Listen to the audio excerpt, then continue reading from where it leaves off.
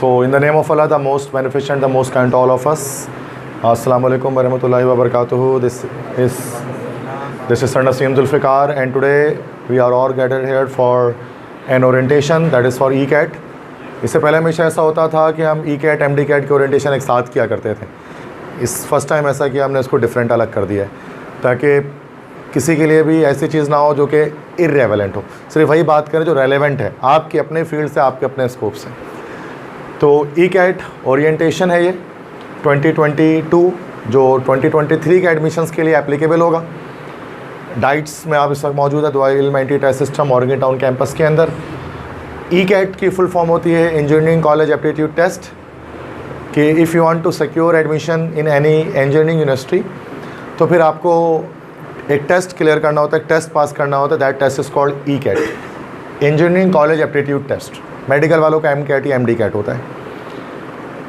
बहुत सारी यूनिवर्सिटीज़ हैं जो टेस्ट कंडक्ट करती हैं, एंटी टेस्ट कंडक्ट करती हैं, और बहुत सारी यूनिवर्सिटीज़ हैं जहाँ से पढ़कर आप इंजीनियर बन सकते हैं, चूँकि आप सब के सब फर्स्ट ईयर या सेकेंड ईयर प्री इंजीनियरिंग के स्टूडेंट्स हैं, या कंप्यूटर साइंस के भी कोई हो सकते हैं. तो there are so many universities in Karachi as well, but हम यहाँ पर सिर्फ 3 यूनिवर्सिटीज़ के बारे में डिस्कस करेंगे जो सुप्रीम और प्राइम इंस्टीट्यूट्स हैं पाकिस्तान के, जिनकी डिग्री पूरी दुनिया में जानी जाएगी, मानी जाएगी, जिसका स्कोप है. यूनिवर्सिटीज़ तो और बहुत सारी हैं, बट वो इस लेवल के नहीं है जिस लेवल की यूनिवर्सिटीज़ के बारे में आज हम बात करेंगे. और आप इसी हवाले से यहाँ पर बैठे हैं आकर कि आप इन यूनिवर्सिटीज़ के बारे में आप मुझसे पूछें या जानें कि किस तरह से इनमें एडमिशन होता है, क्या प्रोसीजर है. ठीक है, तो एक नस्ट के बारे में आज डिस्कस करेंगे. आज हम नस्ट यूनिवर्सिटी के बारे में, सेकंड फास्ट के बारे में डिस्कस किया जाएगा, और थर्ड NED के बारे में हम डिस्कस करेंगे. लाइन से 3 है, जिसमें से NED एक ऐसा पोर्शन है, NED यूनिवर्सिटी, जिसमें every students want to get admission अगर वो कंप्यूटर साइंस का या फिर इंजीनियरिंग का स्टूडेंट है. तो NED तो जनरल एक यूनिवर्सिटी है जो तो है ही, हमारी कराची की एक पहचान है NED यूनिवर्सिटी. बाकी कुछ स्टूडेंट्स जो थोड़ा सा ज़्यादा एक्सपोजर होता है वो नस्ट और फास्ट में एडमिशन का भी आइडिया रखते हैं, या नाम सुना होता है उन्होंने. तो मैं इसके प्रोस एंड कॉन्स की तमाम चीज़ें आपको बता दूंगा. NED पे हमारा मेन टारगेट है, चूँकि हम जिस कैंपस में कर रहे हैं इसमें तो ज़्यादातर बच्चे NED में ही एडमिशन लेना चाहते हैं. लेकिन अगर कोई स्टूडेंट ऐसा है जो नस्ट और फास्ट में एडमिशन लेना चाहता है या उसके बारे में आइडिया नहीं है, आइडिया लेना चाहता है, तो आज मैं उसको वो भी प्रोवाइड करूँगा. तो एक सीक्वेंस से हम चलेंगे, NED फास्ट और फिर नस्ट फास्ट और फिर NED, ये पैटर्न हमारा होगा. तो इसको स्टार्ट करेंगे. अच्छा, जो स्टूडेंट्स पुराने हमारे जो सेकेंड ईयर या इंटरमीडिएट के स्टूडेंट हैं दुआइल कोचिंग सेंटर के अंदर, और कुछ स्टूडेंट्स ऐसे जो न्यू हैं, तो न्यू जो स्टूडेंट्स हैं उनको हम बता दें कि हम 2009 से 2009 से जो है वो टीचिंग की फील्ड में है और बच्चों को ट्रेन कर रहे हैं और पढ़ा रहे हैं और उनको उनके एडमिशन्स दिलवा रहे हैं डिफरेंट यूनिवर्सिटीज़ के अंदर. 2009 से अच्छा खासा वक्त हो चुका है इसके अंदर, और 3 कैंपस इस वक्त हमारे मौजूद हैं ऑल ओवर कराची, जिसमें से नॉर्थ कराची में हमारे कैंपस है जिसका ओरिएंटेशन हो चुका है. ठीक है, तो और आज जो ओरिएंटेशन है वो ऑर्गेन टाउन कैंपस के अंदर है, और फिर एक गुलशन इकबाल कैंपस है. तो 4 दिसंबर को इसका ओरिएंटेशन हमारा होगा, 4 दिसंबर को. तो तीनों में हम सेम ही बात करते हैं. तो नॉर्थ में हमारा कैंपस, ऑर्गेन टाउन में हमारा कैंपस है, और हम जो है वो गुलशन इकबाल में हमारे कैंपस मौजूद है. ऑर्गेन टाउन में हमारे 2 कैंपसेस मौजूद है, एक रहमत चौक कैंपस जिसमें आप यहाँ मौजूद हैं, और एक इमाम कॉलोनी में. बट एप्टीट्यूड जो हमारा होता है वो सिर्फ रहमत चौक कैंपस में ही होता है, वो हम इमाम कॉलोनी में नहीं कराते. ठीक है, क्योंकि उसके लिए वक्त नहीं बचता हमारे पास.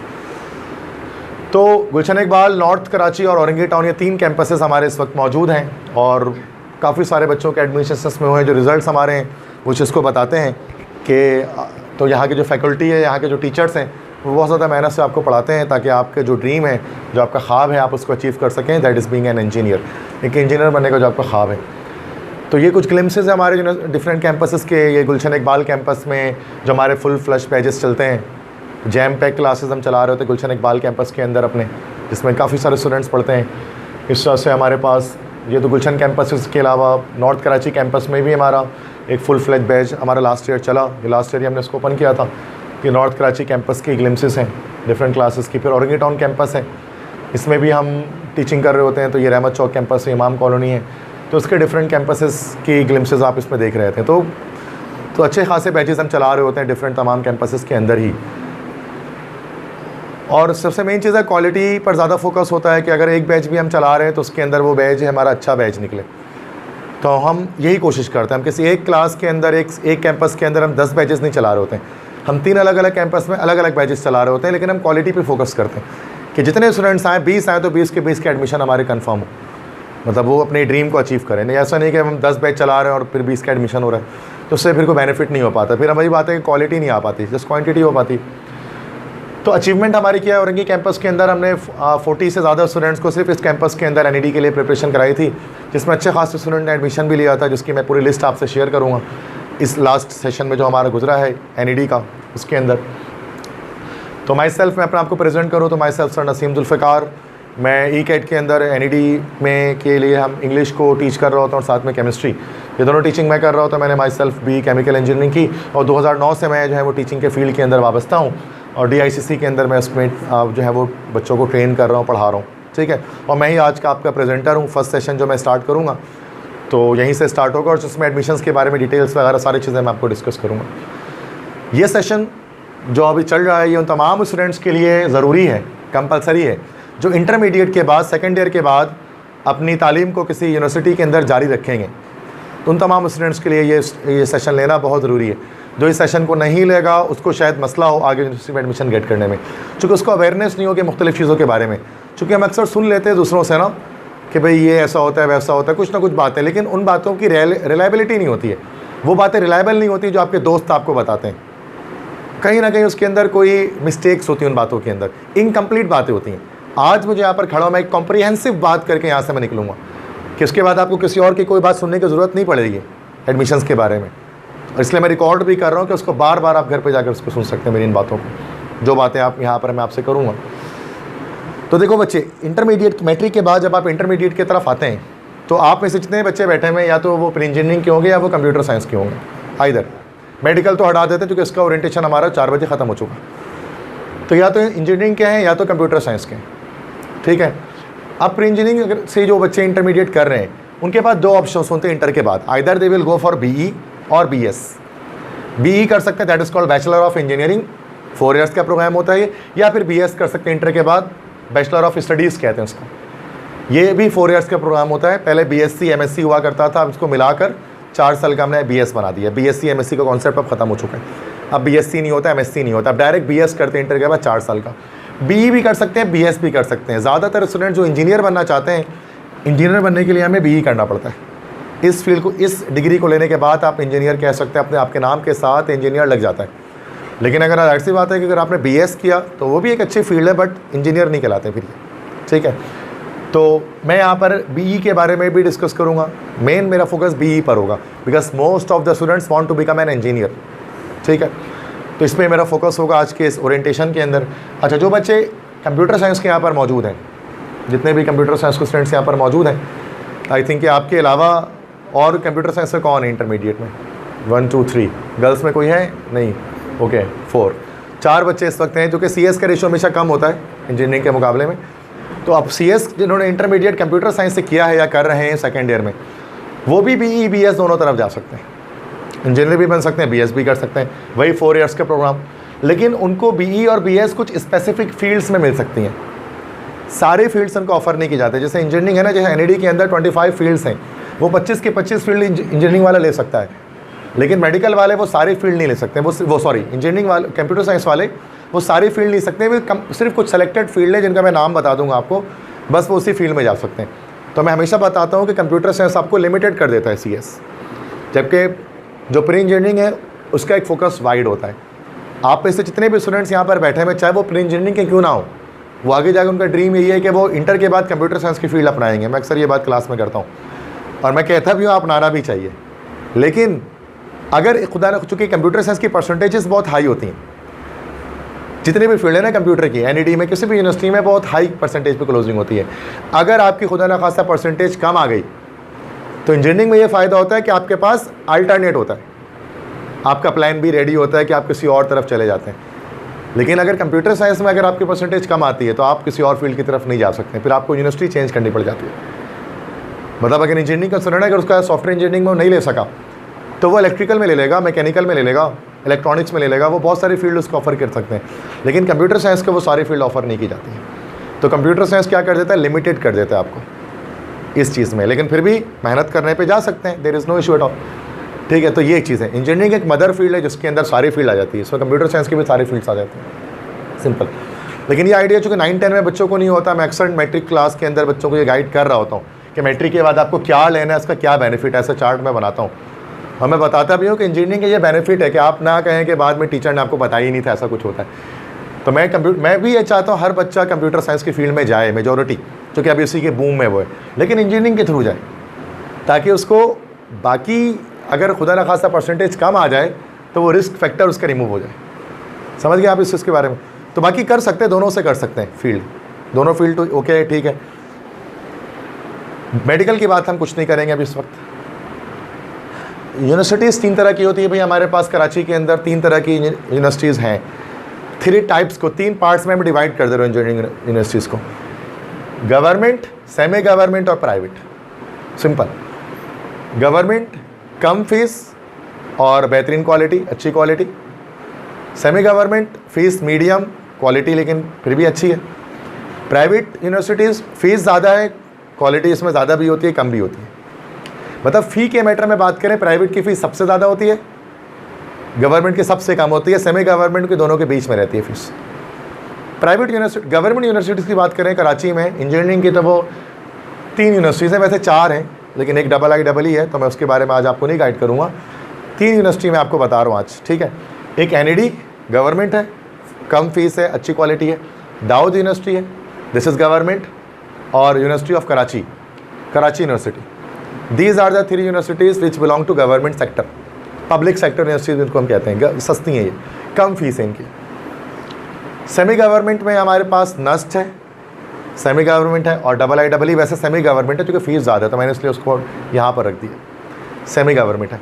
प्राइवेट यूनिवर्सिटीज़ तो बहुत सारी हैं, अनगिनत हैं, जिसमें फास्ट है, UIT है, सर सैयद है, DHS उफ़ा है, बहरिया, इकरा और बहुत सारी हैं।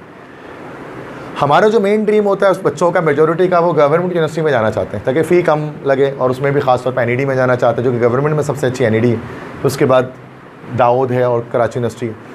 लेकिन हमारे पास अगर कंप्यूटर साइंस के फील्ड पे रिलेट होकर अगर हम बात करें CS के अंदर, कि आप इंटर के बाद आप कंप्यूटर की किसी फील्ड में जाना चाहते हैं, तो आपके लिए सबसे बेस्ट ये ऑप्शन होता है कि आप जो है वो, अगर आप मूव कर सकते हैं कराची से बाहर इस्लामाबाद, तो आप नस्ट इस्लामाबाद में चले जाएँ, बेस्ट ऑप्शन है, सबसे नंबर 1 है पाकिस्तान में उसकी computer science, NUST Islamabad campus जो है। और अगर आप नहीं जाना चाहते, मूव नहीं कर सकते सब, तो कराची में ही पढ़ेंगे, तो फिर फास्ट है उसके लिए ऑप्शन प्राइवेट में। मैं वैल्यू की बात कर रहा हूँ अभी, फास्ट से 2nd नंबर पे, फिर उसके बाद 3rd नंबर पे फिर आप NAD चले जाएँ। तो ये NAD फर्स्ट पे नहीं है, मतलब कहने का मकसद ये है आज के ओरिएंटेशन का कि NAD को फर्स्ट पे जो रखते हैं ना, शायद उनको आइडिया नहीं है डिफरेंट चीज़ों के बारे में कि कराची में और पाकिस्तान में यूनिवर्सिटीज़ कैसे कैसे लेवल की हैं। तो NAD से ज़्यादा अच्छा लेवल फास्ट और नस्ट का है, यकीनन है। आप रैंकिंग सर्च करेंगे, मैं रैंकिंग दिखाऊँगा तो आप इसको समझ जाएंगे, ठीक है। तो सबसे पहले मैं इसमें नस्ट के बारे में बात करता हूँ। नस्ट कराची, नस्ट इस्लामाबाद दोनों सबसे टॉप की यूनिवर्सिटी जो हमारे पास है, उसमें बात कर लेते हैं पहले। फ़ीस वगैरह भी सब चीज़ बता दूंगा ताकि आपका माइंड क्लियर हो जाए। यहाँ पे नस्ट है, national university of science and technology, Pakistan army के अंडर में ये इदारा चल रहा होता है, पाकिस्तान आर्म फोर्सेस को चला रही होती हैं।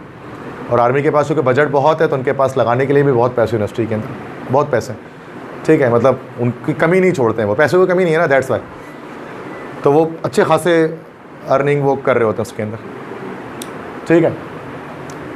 अब लेट्स से कि अगर हम बात करें कि नस्ट के बारे में, अच्छा नस्ट के कैंपसेस बहुत सारे हैं, मतलब नस्ट कराची भी है, नस्ट इस्लामाबाद भी है। नस्ट कराची के अंदर एक मसला ये है कि उसके अंदर कंप्यूटर साइंस है ही नहीं। नस्ट कराची में इलेक्ट्रिकल और मैकेनिकल ये 2 फील्ड्स हैं, NAD से अच्छी हैं। अगर आपको इलेक्ट्रिकल या मैकेनिकल जाना है तो NAD से बेहतर आप नस्ट से कर लो।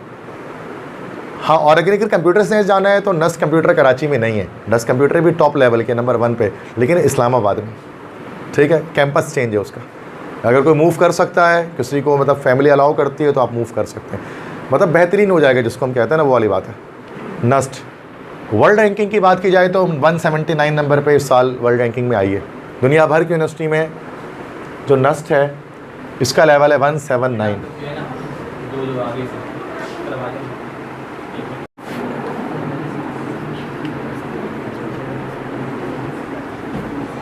ओके, सो नस्ट की जो रैंकिंग है ना ऑल ओवर पूरी दुनिया के अंदर 179 नंबर पे इंजीनियरिंग टेक्नोलॉजी के अंदर ये रैंकिंग में आता है।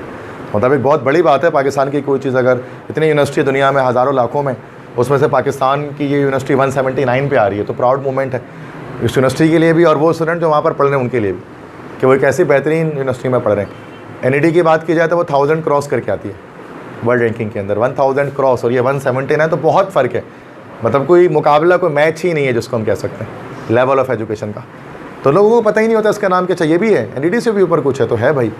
अल्लामा इकबाल कहते हैं ना, सितारों से आगे जहाँ और भी है, वही वाली बात है कि एक से एक चीज़ है, बस आपको नॉलेज होनी चाहिए। वही सारी नॉलेज देने के लिए आज यहाँ पर हमने ओरिएंटेशन रखा है। अब इसमें एडमिशन किस तरह से होता है नस्ट के अंदर, अगर आप कहते हैं, अगर आपने माइंड बना लिया, आज मैं माइंड बना देता हूँ कि भाई जो भी हैं जो इस्लामाबाद मूव कर सकते हैं कंप्यूटर साइंस के लिए, या फिर इलेक्ट्रिकल मैकेनिकल चाहिए तो कराची में पढ़ सकते हैं नस्ट में। अब नस्ट के एडमिशन का क्राइटेरिया क्या होता है, क्या तरीका होता है, how can you get admission in NUST. तो एलिजिबिलिटी है 60%, पूरे पाकिस्तान में कम से कम 60% आपकी होनी चाहिए। 60% से कम अगर परसेंटेज हो तो आप पूरे पाकिस्तान में प्राइवेट गवर्नमेंट कोई भी इंजीनियरिंग यूनिवर्सिटी में एडमिशन नहीं ले सकते। मतलब घटिया से घटिया यूनिवर्सिटी भी है ना, तो वो 60 से नीचे पे एडमिशन आपको नहीं देगी। 60 एलिजिबिलिटी, इतनी तो चाहिए, फॉर्म भी नहीं देंगे आपको। 60 नहीं होगा तो फॉर्म भी आपसे ले लेंगे, छीन लेंगे। 60 ये परसेंटेज है। 60 पे एडमिशन नहीं मिलता, आपको फॉर्म दे देते हैं ये कि चलो अभी अप्लाई कर लो, अप्लाई करने की अहलियत है, लेकिन एडमिशन नहीं है 60 पे। एलिजिबिलिटी, बहुत सारे बच्चे ना एलिजिबिलिटी निकाल के मुझे सेंड कर रहे हो, तो सर देखिए 60 पे एडमिशन हो रहा है, आप बोलते हैं 80 बनाना होता है, देखिए यहाँ तो B ग्रेड में भी हो जा रहा है, आप लोग बोलते हैं A1 बनाओ, A1 बनाओ। भाई वो एलिजिबिलिटी है, एलिजिबिलिटी क्राइटेरिया है। एलिजिबिलिटी से मुराद कि आप प्रोसेस स्टार्ट कर सकते हैं, एडमिशन प्रोसेस शुरू कर सकते हैं, अब आप टेस्ट वेस्ट देने के एलिजिबल हैं, लेकिन एडमिशन इस पर नहीं मिलता है। एडमिशन के लिए पूरा एक मेरिट लिस्ट बनती है, उस पर एडमिशन होता है। मेरिट फार्मूला, अच्छा तो 60% एटलीस्ट चाहिए, चाहे आप कंप्यूटर साइंस में, इंजीनियरिंग में, किसी भी फील्ड में हो। मेरिट फार्मूला क्या है, जिसको हम एग्रीगेट कहते हैं। अब जितनी भी यूनिवर्सिटीज़ हैं ना आजकल, वो एग्रीगेट पे काम करती हैं। एग्रीगेट से क्या मुराद होता है कि कोई परसेंटेज सिर्फ उनको रिक्वायर्ड नहीं है, परसेंटेज भी देखते हैं, इंटर के मार्क्स भी देखते हैं, मैट्रिक के मार्क्स भी देखते हैं, तो सबको मिलाकर एक परसेंटेज निकालते हैं। मतलब कोई मुझसे कहता है ना, सर बताइए कि सर वो नस्ट में कितनी परसेंटेज पर एडमिशन होता है इंटर की, तो मैं नहीं बता सकता, कोई नहीं बता सकता। या सर नस्ट में टेस्ट में कितना स्कोर करना पड़ता है, सर ये बताइए, तो ये भी नहीं बता सकता मैं। क्यों? चूँकि एग्रीगेट बन जाए, क्या पता किसी के इंटर में नंबर कम हो और टेस्ट में अच्छा ले आए, तो उसका नस्ट में हो जाता है एडमिशन। चूँकि एग्रीगेट बन रहा है, इसके ओवरऑल मतलब क्या, 10% मैट्रिक के मार्क्स काउंट हो रहे हैं, 15% सिर्फ इंटर के मार्क्स काउंट हो रहे हैं। मतलब इंटर को एंटरटेन ही नहीं कर रहे हैं ये, मतलब फिर इंटर के वो चाहिए नहीं, जितना बना लो बस 60। मतलब इंटर में 65 भी है ना तो आपको कोई फ़र्क नहीं पड़ने वाला। टेस्ट में 75% मार्क्स काउंट हो रहे हैं, मतलब मेन टेस्ट है इसका, सारी कहानी, सारा खेल इसके टेस्ट में, नस्ट के। टेस्ट अच्छा गया तो कोई फ़र्क नहीं पड़ता मैट्रिक इंटर में तुमने क्या परसेंटेज बनाई, बस एलिजिबिलिटी होनी चाहिए 60%। तो ये उन बच्चों के लिए जिनकी इंटर की परसेंटेज कम आए, उनके लिए बात कर रहा हूँ कि ये एक तरीका एक है, टेस्ट में अच्छा स्कोर कर ले वो। लेकिन उसके टेस्ट में अच्छा स्कोर करना भी इतना आसान नहीं है जितना आसान आपको लगता है। मैं बता दूंगा क्यों, रीज़न्स बताऊंगा क्यों। हर एक चीज़ के पीछे रीज़न होंगे, और कुछ रीज़न समझ में नहीं आएगा तो एट द एंड पूरा एक FAQ सेक्शन हमारा है, क्वेश्चन आंसर्स वगैरह, वो सब आप फिर पूछ सकते हैं, ठीक है। वो पूरा 15 मिनट आपको एंड का मिलेगा क्वेश्चंस करने के लिए। नस्ट के टेस्ट साल में 3 बार होते हैं, हर साल। नस्ट का एंट्री टेस्ट हर साल 3 बार होता है, 4-4 महीने के फ़र्क से, ठीक है। नेट 1, नेट 2, नेट 3, 3 नाम हम इसको कह रहे होते हैं। नेट 1 दिसंबर में होता है, इस्लामाबाद में होता है। नेट 1 कराची में नहीं होता, होता ही नहीं कराची में। नेट 2 और नेट 3 कराची में होता है। नस्ट एंट्री टेस्ट इसको हम कहते हैं नेट 2 मार्च में होता है, नेट 3 जुलाई में होता है। तीनों टेस्ट आप दे सकते हैं। वैसे कराची के बच्चे अक्सर ये 2 देते हैं, नेट 2 नेट 3, चूँकि इस्लामाबाद। नस्ट के एडमिशन्स में ये चीज़ होती है हमारे पास कि नस्ट की जो फ़ी है हमारे पास, दैट इज़ वो 1,15,000 होती है पर सेमेस्टर में 6 मंथ्स के। पर पहली बात तो ये फ़ीस जो क्वालिटी है एजुकेशन दे रहे हैं उसके लिहाज से कुछ भी नहीं है, पहली चीज़ तो ये। दूसरी चीज़, क्योंकि वर्ल्ड दुनिया के टॉप 200 यूनिवर्सिटी में आपका एडमिशन हो रहा है, टॉप 200 के अंदर, तो ये फ़ी कुछ भी नहीं। असल मसला है बच्चे इसका टेस्ट ही पास नहीं करते। तो ये फ़ीस देना कोई बहुत है, कराची के बच्चों के लिए बहुत आसान है, या डिफेंस के लिफ्टन, नॉर्थ अहमदाबाद, गुलशन वगैरह, कोई भी दे सकते हैं इस फीस को, कुछ भी नहीं है उनके लिए। लेकिन हाँ, हमें ऐसा लग रहा होता है कि शायद बहुत ज़्यादा है, बट इसमें भी स्कॉलरशिप्स अवेलेबल होती हैं। अगर आप नेस्ट का टेस्ट क्लियर कर लोगे, पास कर लोगे, स्कॉलरशिप अप्लाई करो, आपकी वो इसकी आधी हो जाती है ईजिली। लेकिन मसला है कि टेस्ट पास करके आप अपने आप को एलिजिबल तो कर सको कि आप इसकी तरफ जाओ। फ़ी कुछ भी नहीं है, इससे कहीं हाई, इससे कहीं ज़्यादा लो लेवल की यूनिवर्सिटी से कहीं ज़्यादा डबल ट्रिपल फीस ले रही होती है प्राइवेट में, बट ये सेमी गवर्नमेंट है, इसकी वैल्यू बहुत ज़्यादा है। अब NED से कंपेयर करोगे तो ज़्यादा फ़ी है, लेकिन लेवल के लिहाज से भी बहुत डिफरेंस है उसके अंदर, सिंपल से बात है। ये इस फीस में बहुत बेहतरीन चीज़ आपको प्रोवाइड कर रही है, जो बाकी यूनिवर्सिटीज़ 4 लाख 3 लाख में भी नहीं कर रही है आपको, ये आपको इतने में कर रही है, और इसमें भी स्कॉलरशिप्स हैं, ठीक है। और ये अफोर्ड कर सको तो ये तो बहुत बेहतरीन है, और जाना अफोर्ड कर सको। मेन चीज़ ये है कि नस्ट के जो कैंपस है ना, वो कराची में जो है सिर्फ एक है, वो नस्ट से एफिलेटेड एक इदारा है, PNEC, पाक नेवी इंजीनियरिंग कॉलेज, पर नेवी वालों का है, Pakistan navy engineering college PNEC Karachi, वो नस्ट से एफिलेटेड है। उसमें सिर्फ इलेक्ट्रिकल मैकेनिकल बस ये 2 फील्ड्स हैं। और अगर आप इस्लामाबाद की बात करो, नस्ट इस्लामाबाद की, तो उसके अंदर इलेक्ट्रिकल मैकेनिकल कंप्यूटर फील्ड सारी उसके अंदर आपको मिलेंगी। कंप्यूटर की जो भी फील्ड है वो आपको इस्लामाबाद में मिलेगी। तो एक तो ये मैंने आपको बताया। और अगर आप इलेक्ट्रिकल मैकेनिकल ही करना चाहते हैं तो आपके लिए नस्ट बेस्ट है, उस NED उसका कोई मुकाबला ही नहीं है NED का, इसके इलेक्ट्रिकल मैकेनिकल से। और अगर आप इस्लामाबाद मूव कर सकते हैं कंप्यूटर साइंस के लिए तो ये भी बहुत बेस्ट है। और इनके अलावा फिर आगे जाकर अगर नस्ट के बाद फिर नेक्स्ट हमारे पास आते हैं फास्ट यूनिवर्सिटी। फास्ट का भी नाम बहुत ऊपर है, मतलब कराची के अंदर अगर कहा जाए कंप्यूटर में सबसे टॉप पर यही है। कराची में इससे ऊपर कंप्यूटर की फील्ड के ऊपर और कोई नहीं है, नस्ट से नीचे। लेकिन नस्ट का मसला ये है कि वो इस्लामाबाद में कंप्यूटर की फील्ड उसकी, और कराची में जो कंप्यूटर के लिए बेस्ट इदारा है that is fast university. Computer की हमारे पास 4 फील्ड हमें ये ऑफ़र करता है, 5 फील्ड ऑफ़र करता है। कुछ 4 कंप्यूटर की है, कंप्यूटर से आउट है, जैसे कंप्यूटर साइंस है, सॉफ्टवेयर इंजीनियरिंग है, इलेक्ट्रिकल इंजीनियरिंग है, आर्टिफिशियल इंटेलिजेंस है, साइबर सिक्योरिटी है, ये सारी फील्ड ऑफ़र कर रहा हो। तो जिसमें से सबसे टॉप से फील्ड इसकी CS है, सॉफ्टवेयर इंजीनियरिंग है। फास्ट की ये 2 फील्ड बहुत मतलब मानी जाती है, और NED से ज़्यादा अच्छी डिग्री इसकी होती है, ज़्यादा अच्छी पढ़ाई होती है, ज़्यादा जॉब स्कोप होता है इसके अंदर। फास्ट से अगर कोई ग्रेजुएट हो जाए, कराची में ही है यूनिवर्सिटी, लेकिन प्राइवेट के अंदर आती है ये। अब इसमें क्या है, एलिजिबिलिटी क्राइटेरिया क्या है, कम से कम 60% मार्क्स इंटरमीडिएट में आपको चाहिए, एटलीस्ट 60% मार्क्स इसमें भी चाहिए, वो तमाम फील्ड में चाहिए। इसमें मेरिट फार्मूला क्या होता है, 10% मैट्रिक, 40% इंटर और 50% एंट्री टेस्ट। मतलब इसमें भी एक एग्रीगेट बन रहा है, इसमें क्या 40% इंटर के ले रहे हैं और 50% एंट्री टेस्ट के मार्क्स ले रहे हैं। एक्सपेक्टेड टेस्ट डेट क्या है, तो जुलाई 2023 में इसका, अगले साल जुलाई में इसका टेस्ट होगा। NTS भी वैलिड है जो हर साल होता है, बट NTS ज़्यादातर O लेवल्स A लेवल्स वाले दे रहे होते हैं, वो आप शायद उसको पास नहीं कर पाएंगे, तो वो हर मंथ हो रहा होता है। तो NTS के बजाय आप ये फोकस करते हैं कि फास्ट के अपने टेस्ट की तरफ आप जाएँ, वरना जो O लेवल्स A लेवल्स वाले होते हैं वो NTS के टेस्ट दे रहे होते हैं, जो हर महीने हो रहा होता है। किसी भी महीने पास करके आप फास्ट में जा सकते हैं, बट उसकी इंग्लिश बहुत मुश्किल होती है ना, क्वालिटेटिव क्वान्टिटेटिव एनालिसिस वगैरह, तो वो आप उसको नहीं कर पाएंगे इजीली, ठीक है। तो हम जुलाई 2023 के लिए प्रिपेयर कर रहे होते हैं अपने आप को। टेस्ट का पैटर्न क्या होता है, इसका टेस्ट सिर्फ 100 मार्क्स का होता है, 100 नंबर का टेस्ट होता है, 2 घंटे का 2 आवर्स इसकी टाइमिंग होती है, 120 मिनट में आपको 100 MCQs करने होते हैं। अच्छा, इसके अंदर केमिस्ट्री नहीं होती इसके टेस्ट के अंदर आपके पास, क्योंकि ये फील्ड ही इसमें सारी कंप्यूटर रिलेटेड है। फास्ट के अंदर जो फील्ड है सारी कंप्यूटर साइंस की ही है, इसके लिए वो कोई भी केमिस्ट्री वाली कोई फील्ड ही नहीं है, तो इसलिए केमिस्ट्री टेस्ट में लेते ही नहीं है, जैसे NED ले रहा होता है, बट ये नहीं लेता। तो इसमें मैथ्स 2 होती है, एडवांस मैथ्स और general maths. Advance maths 20 marks 20 MCQs होते हैं, जनरल मैथ्स जो इससे इजी होती है एडवांस मैथ्स से उसके 40 MCQs होते हैं, फिजिक्स 20 मार्क्स का, इंग्लिश 10 मार्क्स का, और IQ लेवल का क्वेश्चन इसमें 10 मार्क्स का होता है। देखा है तो मैथ्स 40 और 2 60 नंबर इसके सिर्फ मैथ्स बना रहा होता है, जनरल और एडवांस। मैथ्स पे फोकस अच्छा होना चाहिए फास्ट के टेस्ट को क्लियर करने के लिए, बाकी सब का वेटेज तो बहुत कमी है, इंग्लिश, IQ का, फिजिक्स का, ठीक है। तो ये टेस्ट पैटर्न है हमारे पास फास्ट का। फीस स्ट्रक्चर थोड़ी, जो कि प्राइवेट यूनिवर्सिटी है तो फास्ट तो सेमी गवर्नमेंट से थोड़ी ज़्यादा है, दैट इज़ 1,27,000 पर सेमेस्टर। अब फिर यही बात मैं बता दूं कि एक चीज़ ये है कि अगर आप अफोर्ड कर सकते हैं और पढ़ते अच्छे हैं तो इससे बेस्ट कुछ नहीं है, अगर पर सेमेस्टर आप ये फ़ी अफोर्ड कर पाते हैं। और अगर अफोर्ड नहीं भी कर पाते तो स्कॉलरशिप्स वगैरह अगर आप अवेल कर लेते हैं तो फिर ये फ़ीस वैसे भी आपकी कम हो जानी है। स्कॉलरशिप्स यूनिवर्सिटी वाले खुद भी ऑफ़र कर रहे होते हैं आपको, तो फ़ी वैसे ही कम हो जाती है। तो ये जो यूनिवर्सिटी का नाम मैं आपको बता रहा हूँ ना, इसमें आप फ़ीस मत देखो, ये इसकी बात ही अलग है इनकी डिग्रीज़ की। मैं सर सैयद यूनिवर्सिटी का नाम नहीं ले रहा, मैं हमदर्द का नाम नहीं ले रहा, मैं उस्मान का नाम नहीं ले रहा, मैं DHS उफ़ा का नाम नहीं ले रहा, मैं किसी ऐसी यूनिवर्सिटी का नाम नहीं ले रहा जो बस महंगी ही है, बस और कुछ नहीं है उसके अंदर, बस महंगी है बिला वजह में। मैं उन यूनिवर्सिटीज़ की बात कर रहा हूँ जो थोड़ी महंगी लग रही है बट इसकी लेवल बहुत ऊपर की है। तो अगर आप इसको कर सकें तो आप इसी तरफ जाएँ, और आज नहीं तो कल आपको ये सेंस आ ही जाएगा कि हाँ सर इसी में एडमिशन लेना चाहिए था, ठीक है। फ़ीस की का मुँह मत देखें कि सर ये ज़्यादा है, ये चीज़ है, तो देखो हर चीज़ें हो जाती हैं, सारे जो है असबाब पैदा हो जाते हैं। मसला यूनिवर्सिटी में लोग लाखों रुपए लेके खड़े होते हैं, एडमिशन नहीं होता। नस्ट में, फास्ट में लाखों रुपए लेके लोग खड़े होते हैं, ये तो 1,27,000 5-5 लाख रुपए लेके खड़े होते हैं, लोगों का एडमिशन नहीं होता, टेस्ट पास नहीं होता, मेरिट नहीं बनता, एग्रीगेट नहीं बनता, एडमिशन नहीं होता। ये यूनिवर्सिटीज़ फ़ीस का मुँह नहीं देखती हैं, इनको बच्चा चाहिए टैलेंटेड पढ़ने वाला बस। इनका मकसद पैसा कमाना है ही नहीं, फास्ट का, नस्ट का।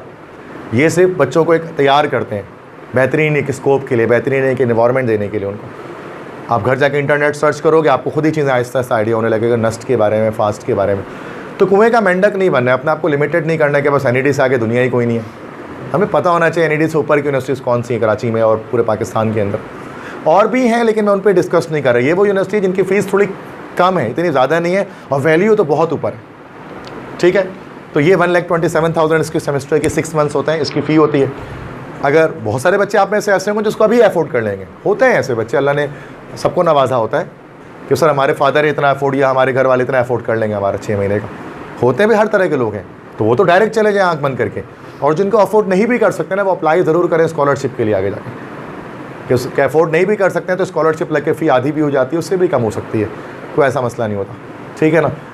क्योंकि ये वो यूनिवर्सिटीज़ हैं जो बच्चों को बुलाते हैं, बच्चे को कहते हैं कि भाई आप डिज़र्विंग हो, एडमिशन हो जाएगा। डिज़र्व करना चाहिए। हमारा मसला है हमारा बच्चा इसका टेस्ट ही पास नहीं कर रहा होता, ना इसका टेस्ट पास कर रहा होता है, ना इसमें एग्रीगेट अच्छा बना रहा होता है, इस वजह से एडमिशन नहीं हो पाता है। कोई बच्चा फ़ीस की वजह से नहीं रुकता है फास्ट और नस्ट में। जो रुका है आज तक ज़िंदगी में इसलिए रुका कि उसने टेस्ट ही पास नहीं किया। क्योंकि ये फ़ीस को ज़्यादा नहीं है बेटा। जब आप फ़ीस उठाओगे ना कराची की डिफरेंट प्राइवेट यूनिवर्सिटी की, तो आप बोलोगे यार सर ये तो कुछ नहीं ले रहे, इतने अच्छे लेवल रख के कुछ भी नहीं ले रहे। इससे ज़्यादा बच्चा जो शॉर्ट कोर्स कर होता है ना, एप्टेक वगैरह में, उससे ज़्यादा दे के चला जाता है, और कुछ डिग्री भी नहीं होती उसके अंदर, वो जस्ट एक सर्टिफिकेट है।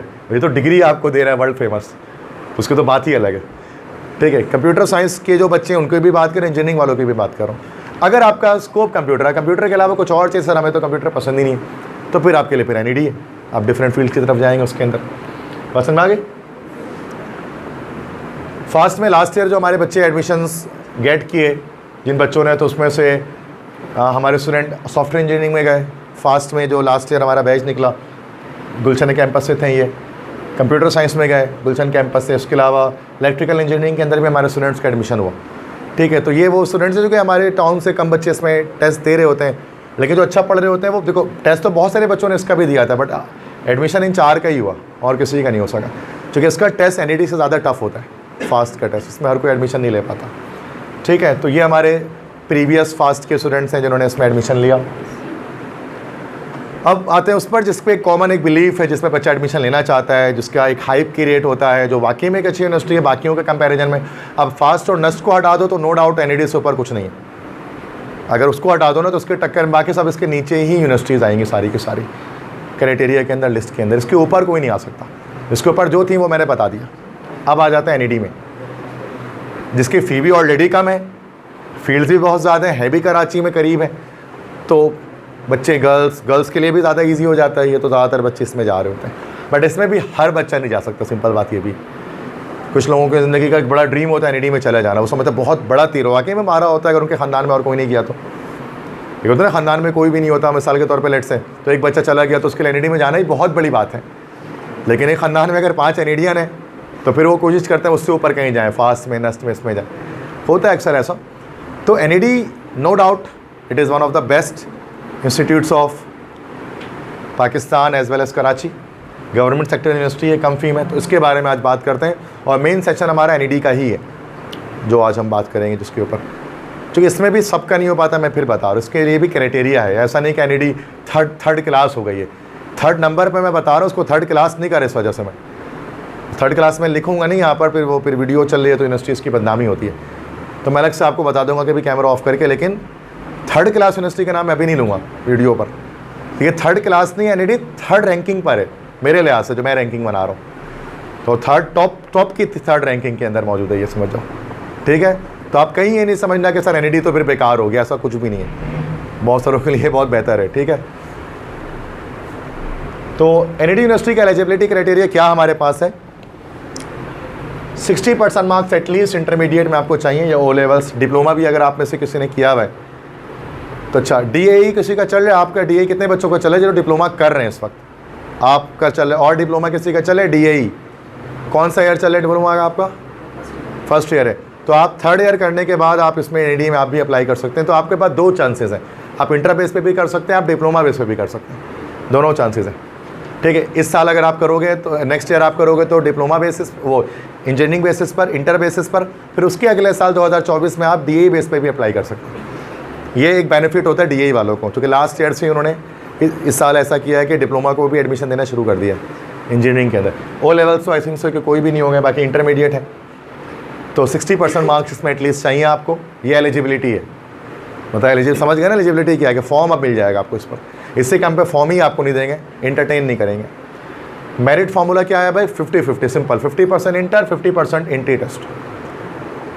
इसका मतलब होता है अगर किसी ने 90% अगर बनाई ना इंटर में, तो उसका सिर्फ 45 लिया जाएगा बस। और किसी के टेस्ट में मान लो कि 80 मार्क्स आए हैं, तो उसका सिर्फ 40 लिया जाएगा। तो टोटल मिलाकर ये हो जाएगा हमारा 85, ये कहलाएगा एग्रीगेट। तो इस बच्चे की हम एग्रीगेट 85 कहेंगे, तो दोनों का 50-50 उठा के प्लस कर दिया, ये एग्रीगेट कहलाता है। नस्ट फास्ट में भी यही चीज़ मैंने आपको दिखाई थी, यहाँ पे एग्जाम्पल लिख दे दी। मतलब अगर कोई बच्चा मुझसे ये कहे ना कि सर बताएं NED में सॉफ्टवेयर कितनी परसेंटेज में मिलता है, तो मैं उसका कोई जवाब नहीं दे सकता। या कोई कैसा टेस्ट में कितना नंबर उठाना हो, तो उसका भी कोई जवाब नहीं दे सकता।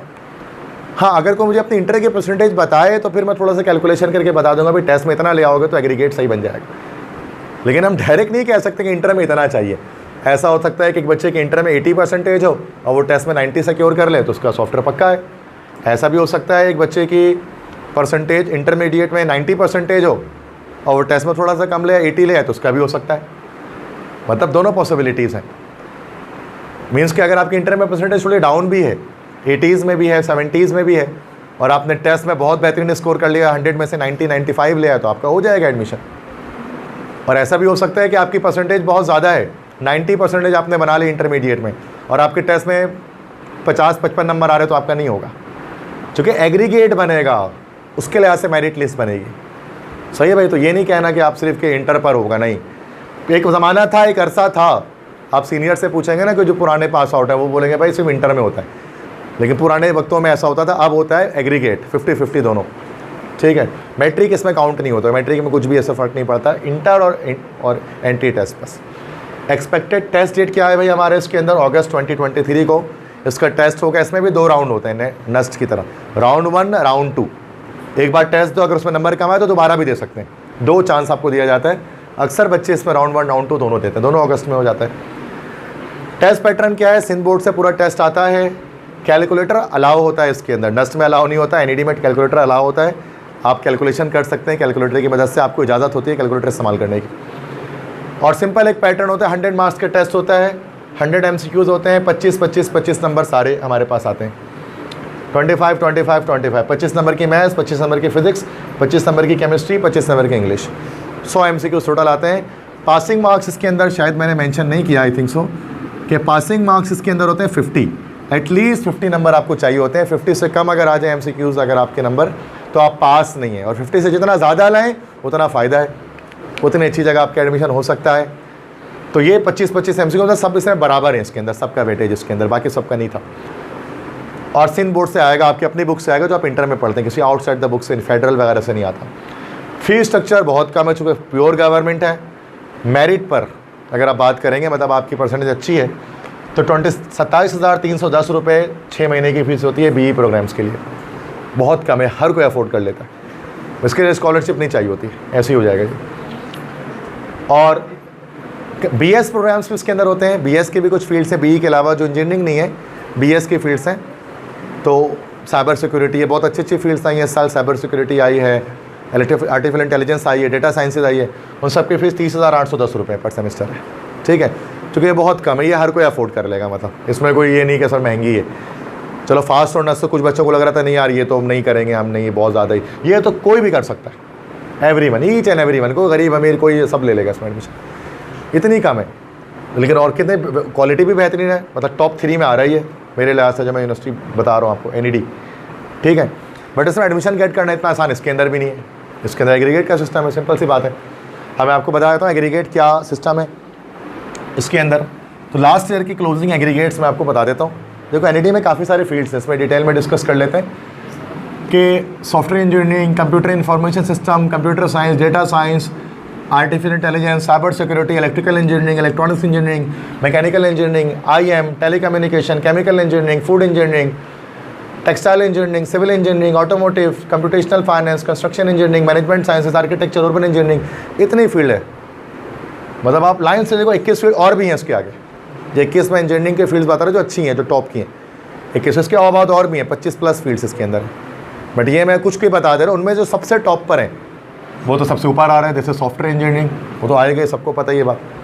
अच्छा, और लाइन से जो 6 फील्ड्स हैं वो हमारे पास, लाइन से जो 6 फील्ड्स हमारे पास हैं वो हमारे पास कंप्यूटर साइंस की हैं, CS की है, ठीक है। तो लाइन से जो 6 फील्ड्स हमारे पास आ रही हैं वो हमारे पास कंप्यूटर साइंसेस की आ रही हैं, CS की आ रही हैं, जैसे software engineering, computer system engineering, CIS जिसको हम कहते हैं, कंप्यूटर साइंसेस, BCIT जिसको कहा जाता है, data science, artificial intelligence, cyber security. ये लाइन से 6 फील्ड से कंप्यूटर की हैं, ये सब टॉप पे क्लोज हो गए। और इंटरव्यू होता है, इसका मेरिट लिस्ट में आप देखो फर्स्ट डे रैंक यहाँ पर लिखा हुआ है, कौन से रैंकिंग क्लास से कौन से नंबर पर है, लिस्ट नंबर फर्स्ट लिस्ट में सारी खत्म हो गई। इंटरव्यू होता है डिफरेंट डेज में। फर्स्ट डे में देखो सॉफ्टवेयर, कंप्यूटर साइंस सब पहले दिन ही खत्म हो गई, मतलब फर्स्ट डे इंटरव्यू के ही एंड हो गई। फिर सेकंड डे पे जाकर data science, artificial intelligence, cyber security second day पे जाकर खत्म हो गई। बाकी सारी फील्ड बच गई जो आगे 8 दिन तक चल रही, कोई ले ही नहीं रहा, शुरू में ख़त्म है, पहले दूसरे दिन बच्चे माइंड बना के आते कंप्यूटर की फील्ड उठानी है, आजकल जो दौर चल रहा है, ठीक है। तो ऐसे ख़त्म हो रही है। अच्छा, अब देखो मार्क्स देखो, मेरिट नंबर देखो, जैसे मेरिट नंबर एक बनता है, लिस्ट बनती है ना, 76 मेरिट पर अब हज़ारों बच्चे टेस्ट देते हैं, 20,000 बच्चे उसका टेस्ट देते हैं NET का, 20,000 स्टूडेंट्स, ठीक है। अब उनमें मेरिट देखो, टॉप 76 तक सॉफ्टवेयर ख़त्म, 188 तक CIS ख़त्म, 208 तक कंप्यूटर साइंसेस ख़त्म, 255 तक डेटा साइंस ख़त्म, 281 तक आर्टिफिशियल इंटेलिजेंस ख़त्म, 360 सीट तक साइबर सिक्योरिटी ख़त्म। बस 360 के बाद अगला बच्चा जाएगा, कंप्यूटर की कोई फील्ड उसको नहीं मिलने वाली, मतलब टॉप में 307 तक नंबर तक होना चाहिए उसको मेरिट लिस्ट में, वरना बच्चे 400, 500, 1000, 1500, 2000, 3000, 4000 तक होते हैं बच्चे, लेकिन 300 में NET खत्म, वो कंप्यूटर साइंस ख़त्म कर देते हैं। ये बूम है, that is called the boom of computer science field in the Pakistan specially. सही है बच्चों। तो ये अच्छा एग्रीगेट भी लिखा हुआ है, 91.5% सॉफ्टवेयर इंजीनियरिंग एग्रीगेट, इंटर के मार्क्स नहीं है ये, मतलब उस बच्चे ने 90+ एक सिक्योर किया होगा इंटर में भी, और एटलीस्ट 90+ उसने टेस्ट में भी स्कोर किया होगा, तो एग्रीगेट ये इसका बना, 50-50 निकाल लिया अगर उसका, तो दोनों में 90+ मार्क्स, इंटर में भी और टेस्ट में भी। लेकिन ये लास्ट ईयर कहते हैं परसेंटेज हाई थी, इस बार डाउन होगी, कितनी डाउन होगी अभी इस पर बात नहीं करेंगे, बट डाउन हो जाएगी, इतनी नहीं रहेगी, इतना तो फिर किसी का नहीं हो सकेगा अगर इस पर हो जाए तो। थोड़ा कम हो गया इसमें, मतलब कितना कम होगा ये हमें भी नहीं आइडिया दे सकते, क्या मतलब 5% डाउन हो जाए, लेकिन जो भी हो सबसे क्रीम स्टूडेंट्स इसमें जाएंगे, टॉप के स्टूडेंट्स इसके अंदर जाएंगे। सीट्स भी कम होती हैं, शायद सिर्फ 40 सीट्स होती हैं, 40 सीटें होती हैं, मतलब 40 एडमिशन बच्चे ले पाते हैं। NET सिर्फ 40 बच्चों को सॉफ्टवेयर इंजीनियरिंग कराते हैं पूरे कराची से, लेना चाहते हैं हज़ारों बच्चे, होता सिर्फ 40 का। उसके बाद देखो इसकी 89.45 है कंप्यूटर सिस्टम का, फिर डेटा, फिर इस तरह से 89, 88, 87, 85, 83 कम हो रही है डाउन। ये सब मैं आपको देख लेना आप उसको डिटेल में, सारी परसेंटेजेस इस साल की मैंने यहाँ पर डाल दी हैं, क्या क्या एग्रीगेट रिक्वायर्ड था डिफरेंट फील्ड के लिए।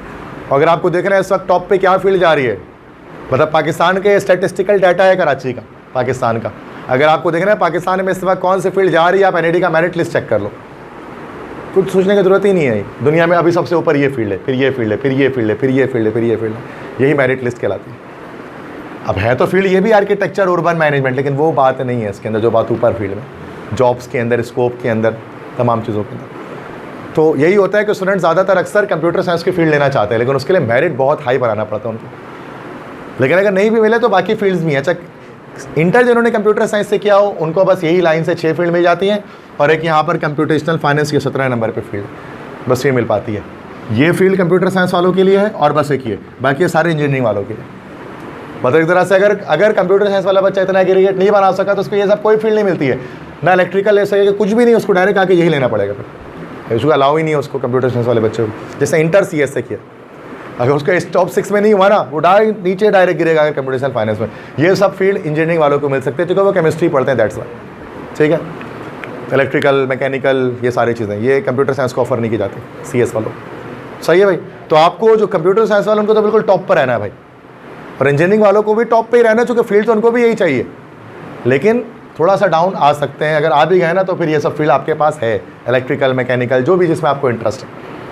लेकिन मेरी जो यही सजेशन है कि स्टूडेंट जो है वो कंप्यूटर साइंस की फील्ड की तरफ जाए, जो स्कोप है, जो भी जो मार्केट में डिमांड है जिस चीज़ की, वो यही है, ठीक है। बाकी आपका इंटरेस्ट किसी और फील्ड के अंदर है तो आप वो सिक्योर कर सकते हैं, अगर आपका इंटरेस्ट इस फील्ड के अलावा किसी और फील्ड में है तो वो तो फील्ड के, फिर उसकी बात तो मैं नहीं कर रहा, मैं अपने लिहाज से बता रहा हूँ कि मार्केट डिमांड किस चीज़ की है, किस चीज़ पे अभी चल रही है चीज़ें। पाकिस्तान की जो इकोनॉमिकल क्राइसिस पाकिस्तान के अंदर है, उससे निकलने के तरह का बंदा कंप्यूटर साइंस का ग्रेजुएट हो जाए या CS में कुछ कर ले तो फ्रीलांसिंग करके कुछ ना कुछ करके वो अर्निंग कर लेता है, या जॉब भी मिल जाती है उसको अच्छी तरह से। ठीक है भाई, बात समझ में आ गई? तो ये NED की मेरिट लिस्ट से सबसे इंपॉर्टेंट स्लाइड यही है जो आपको समझनी है, कि जिसमें मैंने हर चीज़ बता दी, रैंक वगैरह, किस दिन इंटरव्यू में सीट ख़त्म हो गई, मेरिट नंबर क्या है और क्या एग्रीगेट है, सब कुछ। इसके अलावा कोई इन्फॉर्मेशन नहीं चाहिए होती आपको, यही आप ढूंढ रहे होते, मारे मारे फिर होते इस इन्फॉर्मेशन के लिए कि कहाँ से पता लगेगा ये सब मैंने आपको बता दिया इसमें। ठीक है, तो उसमें कोई मसला नहीं है। बट फिर वही बात है कि कंप्यूटर के फील्ड्स के लिए बहुत ज़्यादा हार्ड वर्क, बहुत ज़्यादा एफर्ट रिक्वायर्ड है, जितना इलेक्ट्रिकल, मैकेनिकल, सिविल इन सब के लिए नहीं रिक्वायर्ड है। अगर किसी बच्चे ने सोच लिया ना मुझे NED से सॉफ्टवेयर इंजीनियरिंग करनी है, मुझे NED से कंप्यूटर साइंस ग्रेजुएट होना है, कोई ना कोई ये 6 फील्ड हासिल करनी है, तो उसको बहुत मेहनत करनी पड़ेगी, क्योंकि बहुत हाई और बहुत टफ कंपटीशन यहाँ पर आपको आने को मिलेगा। कराची में हर बच्चा दिमाग में ये सोचा हुआ इंजीनियरिंग वाला कि सॉफ्टवेयर इंजीनियरिंग NED में करेंगे, बट सीट सिर्फ 40 ही है और बच्चे सोच रहे हैं 10,000, कैसे होगा? ठीक है, बात समझ में आ गई वाली बात क्या बता रहा हूँ। अब अपने रिजल्ट्स की अगर हम बात करें, थोड़ा सा आपको बता दें कि हमारा जो एप्टीट्यूड टेस्ट सेशन होता है, इसमें हमारे लास्ट ईयर से 25 स्टूडेंट्स हैं, 25 स्टूडेंट्स हैं जिन्होंने जो है वो एडमिशन गेट किया NED के अंदर। 25 स्टूडेंट्स हमारे पास, 25 स्टूडेंट्स ऐसे थे जिन्होंने NED यूनिवर्सिटी के अंदर स्पेसिफिकली जो है वो एडमिशन को गेट कर लिया। ये सबसे बड़ा वेटेज था औरंगी टाउन के अंदर हमारे एडमिशन्स का। 25 बच्चे एडमिशन में गए, मतलब एक अच्छा खासा बैच के अंदर स्टूडेंट्स गए हमारे पास NED के अंदर। और that's feather in our cap कि अल्लाह के करम से हमने इतने ज़्यादा एडमिशन्स करा दिए इस साल, जिसमें से कुछ नेम्स वगैरह भी हैं जो बच्चे ने एडमिशन लिया। हमारे बच्चे सॉफ्टवेयर में भी गए, कंप्यूटर इंफॉर्मेशन सिस्टम में भी गए, CIS के बच्चे दिख रहे हैं आपको, ये CIS में दिख रहे हैं, BCIT में, इलेक्ट्रिकल में दिख रहे हैं, मैकेनिकल में, सिविल में, ऑटोमोटिव, टेक्सटाइल में, पॉलीमर में, मेटलर्जी में, इकोनॉमिक्स में, कंप्यूटेशनल फाइनेंस में, इंडस्ट्रियल केमिस्ट्री, टेक्सटाइल साइंसेस, हर फील्ड में आपको लिस्ट में बच्चों की दिख सकती है जो इस साल NED में एडमिशन गेट कर पाए 2022 में। हमने ही उनको पढ़ाया, आप ही की तरह वो यहाँ पर बैठा करते थे, हर साल हम ओरिएंटेशन करते हैं इस चीज़ के लिए, तो उनको भी गाइड किया था, उन्होंने मेरी बात को समझा और समझकर एडमिशन गेट किया इन फील्ड्स के अंदर। आप भी इसको कर सकते हैं, you can also do it, but फिर वही चीज़ है कि इन चीज़ों के लिए मेहनत रिक्वायर्ड है। तो अब ये तो मैंने आपको बता दिया स्टैटिस्टिकल डाटा, कुछ फैक्ट्स एंड फिगर्स जो इंपॉर्टेंट थे आपके जानने के लिए। अब उसके बाद आते हैं मेन काम की बात पे कि भाई कैसे पढ़ा जाए, कैसे एडमिशन गेट करें। भाई समझ में तो आ गया, मुश्किल है, इतना आसान नहीं है, कंपटीशन बहुत टफ है, वो देख कर समझ में आ गई चीज़ों के बारे में कि इतना आसान नहीं है। जो टॉप 3 यूनिवर्सिटी थे इनमें जाना कोई इतना बच्चों का खेल नहीं है, बहुत ना मेहनत करनी पड़ेगी। प्राइवेट वगैरह में जाना तो फिर आसान हो गया सर, लेकिन ये तो बड़ा मुश्किल लग रहा है। तो वाकई में ये मुश्किल है, सिर्फ क्रीम स्टूडेंट्स जो है वही इसमें जा सकते हैं, अच्छे स्टूडेंट जा सकते हैं, हर कोई नहीं जा सकता। मेहनत कैसे करें? अभी देखो, अभी पानी सर से गुजरा नहीं है, अभी तो बहुत टाइम आपके पास है, एंट्री टेस्ट में खासा वक्त है और 50% आपके टेस्ट के मार्क्स काउंट कर रहे हैं। अगर आपके फर्स्ट ईयर सेकेंड ईयर में परसेंटेज डाउन भी आ जाता है खुदा ना खास्ता, तो आप टेस्ट के मार्क्स अच्छे स्कोर करके आप उसको एडमिशन गेट कर सकते हैं। तो यू मस्ट स्टार्ट अर्ली, आपको अर्ली स्टार्ट करना पड़ेगा, जल्दी शुरू करना पड़ेगा, अभी से स्टार्ट करना पड़ेगा। रीज़न क्या है कि आपके जो सबसे मेन चीज़ है ना स्टार्ट अर्ली करने की वजह कि you will have good time for preparation, आपको प्रिपरेशन के लिए एक अच्छा वक्त मिलेगा।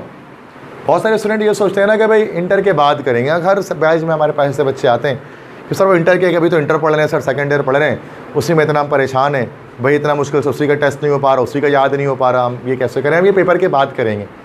अब पेपर हो रहा है मई जून में, मान लें मई जून में पेपर है और जून का पूरा महीना समझ जाएंगे, जून जुलाई का आपका प्रैक्टिकल्स में चला जाता है, अगस्त में आपका टेस्ट, एंट्री टेस्ट NED का। 1 महीना भी आपके पास नहीं है तैयारी करने के लिए पेपर्स के बाद, क्योंकि प्रैक्टिकल्स आ जाएंगे, प्रैक्टिकल्स में अलग टाइम वेस्ट होगा, फिर आगे बढ़ेंगे तो फिर वो 1 महीना आपके पास रहेगा। तो लगभग 1 महीने में आप कैसे पूरा फर्स्ट ईयर पूरा सेकेंड ईयर रिवाइज कर लेंगे घर बैठ के? नामुमकिन है। आपको अभी से स्टार्ट करना पड़ेगा, आपको दिसंबर से स्टार्ट लेना पड़ेगा। आप उसके लिए वेट ही नहीं कर सकते हैं कि नहीं सर हम पेपर के बाद करेंगे, अभी तो सर नहीं करेंगे, हम बाद में कर लेंगे, तो नहीं पॉसिबल है। जो बच्चे ऐसा करते हैं उनका एडमिशन नहीं होता, NED में नहीं होता। Helps to understand the difference of courses. जल्दी स्टार्ट करने से क्या फ़ायदा होता है? जैसे मिसाल के तौर पे जो नस्ट में एडमिशन लेना चाहते हैं, अब उनका तो फेडरल से आएगा, अब वो तो मतलब सिंपल क्या पढ़ रहे होते हैं, प्रोविंशियल सिलेबस पढ़ रहे होते हैं। अब फेडरल से क्या क्या चीज़ें चेंज हैं, क्या डिफरेंस है फेडरल और सिंध बोर्ड में, वो इस टाइम पीरियड में उनको समझ में आएगा अगर वो दिसंबर से स्टार्ट कर लेंगे। Helps to revise your second year with conceptual learning और एमसीक्यूज बेस्ड। इससे आपका सेकेंड ईयर भी रिवाइज हो जाएगा, क्योंकि आप जब एंटी टेस्ट की क्लासेस स्टार्ट करते हैं ना, तो जाहिर सी बात है कि हम सेकेंड ईयर पहले स्टार्ट करते हैं। उससे क्या बेनिफिट होता है कि सेकेंड ईयर में एमसीक्यूज आपके ठीक हो जाते हैं, क्योंकि नॉर्मली जो हम सेकेंड ईयर की एकेडमिक क्लासेस पढ़ रहे होते हैं ना मंडे टू सैटरडे, तो उसमें हम लोग थ्योरेटिकल चीज़ें ज़्यादा पढ़ रहे होते हैं, थ्योरी ही पढ़ रहे होते हैं, बल्कि किसी भी सेंटर में जाए थ्योरी पढ़ाई जा रही होती है अक्सर। Section B section C short question long यही लिखा रहे होते हैं ना टीचर, या नोट्स भी इसी चीज़ की होते हैं। बाकी एमसीक्यूज वगैरह में इतना अच्छा फोकस नहीं होता है, टाइम नहीं होता ना उसके लिए, लॉन्ग शॉर्ट में इतना टाइम निकल जाता है, एमसीक्यूज में फोकस कैसे करते हैं। और ये तो प्योरली एमसीक्यूज पे फोकस हो रहा होता है, जो कि टेस्ट में आती है एमसीक्यूज है। अब एंटी टेस्ट के एमसीक्यूज की तैयारी करते करते आपको इंटर के एमसीक्यूज की तैयारी भी हो जाती है, खासतौर पे फिजिक्स केमिस्ट्री मैथमेटिक्स की तैयारी हो जाती है। तो ये एक बेनिफिट है अर्ली स्टार्ट करने का, समझ रहे हैं ना इसको, क्या बेनिफिट मैं आपको बता रहा हूँ, क्यों अभी से स्टार्ट कर दें। तीसरा, minimize the risk of accidental changes, ये भी एक बड़ा मसला है। कभी कभार ऐसा होता है टेस्ट करीब आ रहा होता है, जैसे मिसाल के तौर पे आपने बोला भाई आप पेपर के बाद तैयारी करेंगे, मतलब सेकेंडरी के पेपर के बाद आप एनईडी के टेस्ट की तैयारी करेंगे 1 महीने में। अब वो क्या है कि जैसे ही वो महीना आया, अब एक्सीडेंटल चेंजेस हो सकती हैं। Trough and crash are the part of life, है ना। इंसान जो है वो, सिंपल सी बात है ना कि ट्रफ एंड क्रैश है, वो पार्ट ऑफ लाइफ है। तो इंसान बीमार पड़ सकता है, कुछ भी हो सकता है, फिर इंसान कोई डिप्रेशन का शिकार हो सकता है, स्ट्रेस उसको आ सकता है, फैमिली के अंदर कोई क्राइसिस हो सकती है, फाइनेंशियल क्राइसिस, कुछ भी हो सकता है इंसान के साथ। तो अगर उस टाइम पे उस 1 महीने में जो 1 ही महीना बचा हुआ है उसमें आपको तैयारी करनी थी और ये सब हो गया, कुछ भी इसमें से तबीयत ख़राब हो गई, तो फिर तो आपका टाइम गया पूरा। पहले से तैयारी कर लेंगे तो क्या होगा, अगर खुदा ना खास्ता आगे जाकर ये मसले आते भी हैं ना, तो तैयारी आपकी होगी, आपको मसला नहीं होगा कि नहीं यार वो 1 महीना मेरा अब कैसे चला गया। तो एक्सीडेंटल चेंजेस को हम रिमूव कर सकते हैं इसकी मदद से, जल्दी तैयारी करके।